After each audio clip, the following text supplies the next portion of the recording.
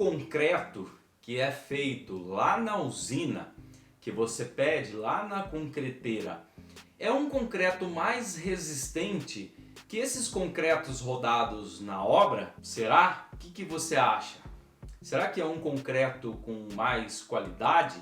Será que ao final de 28 dias aí na cura desse concreto dá alguma diferença? Responde aí, pausa esse vídeo, deixa sua opinião aí nos comentários. O pessoal tem a impressão de que o concreto que é solicitado, do concreto que é pedido na usina, é um concreto muito melhor do que o concreto rodado na obra. E isso tem um pouco de verdade, tem um pouco de mentira. Você também consegue rodar um concreto com muita qualidade no canteiro de obra, sem grandes dificuldades, sem grandes problemas. Bom, vamos falar um pouco da estrutura básica do concreto. O concreto basicamente é constituído por pedra e areia, que são os agregados, constituído pelo cimento, que é o aglomerante, que é a cola, que é o que vai ser responsável aí por grudar tudo essa massa, essa mistura, e o reagente, que é a água, que pode ser um amigo ou que pode ser um vilão também, que pode destruir qualquer tipo de mistura que venha conter cimento Portland. O concreto vindo lá da usina, o concreto vindo lá da concreteira, é um concreto que tem um maior controle técnico, porque na usina o pessoal faz a mistura, a empresa ela faz a mistura através de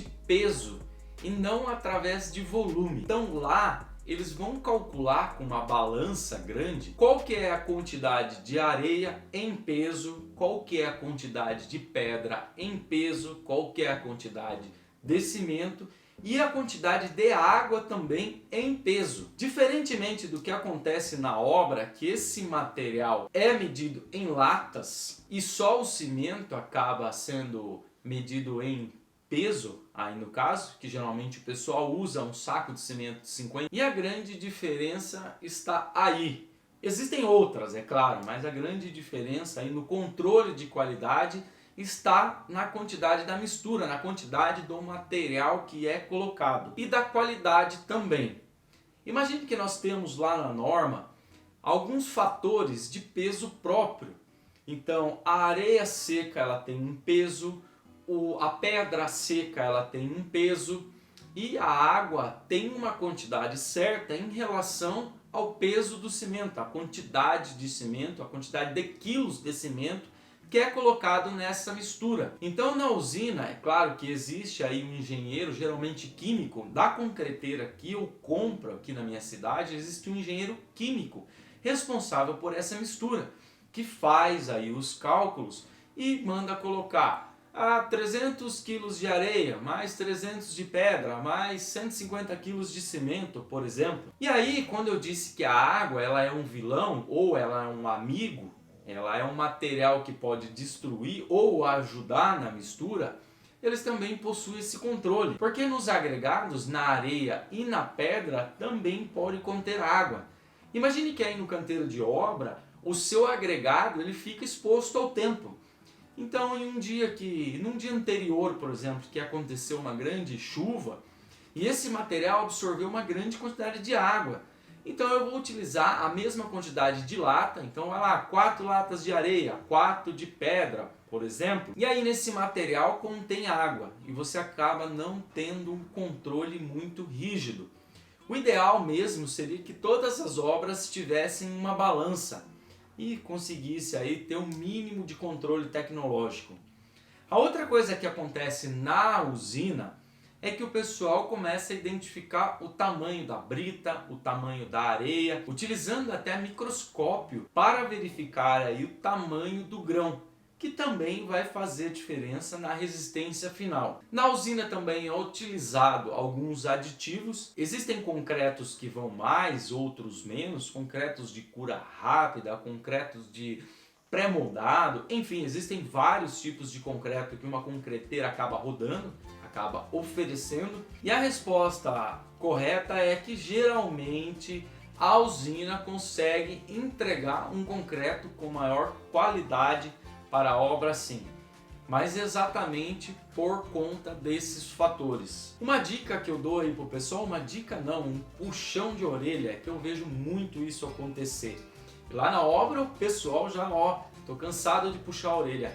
Nunca pegue água para fazer essa mistura dos tambores que são utilizados para lavar ferramenta. Se caso houver a necessidade de armazenar água no canteiro, que facilita aí na hora também de rodar o traço, ao invés de ficar com a mangueira lá esperando encher a lata para fazer o cálculo da água, se quiserem deixar um tambor cheio d'água para só colocar a água e jogar na mistura, dá para fazer, desde que essa água esteja limpa. Outra coisa, nada de pegar água em riachos, em córregos próximos à obra, que eu também já vi acontecendo, porque influencia na resistência final.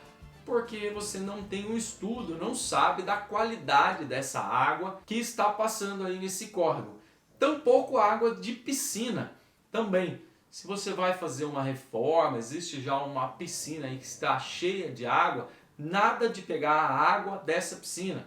Porque na piscina pode conter gordura, pode conter cloro, pode conter produtos químicos que vão influenciar diretamente na resistência do concreto final. Outra dica e outro puxão de orelha. Concretagem, seja de laje, seja de viga, seja de piso, seja o que for, é importante fazer a cura úmida desse concreto. Após o lançamento, aí 24, 18 horas depois, é interessante começar a molhar esse concreto.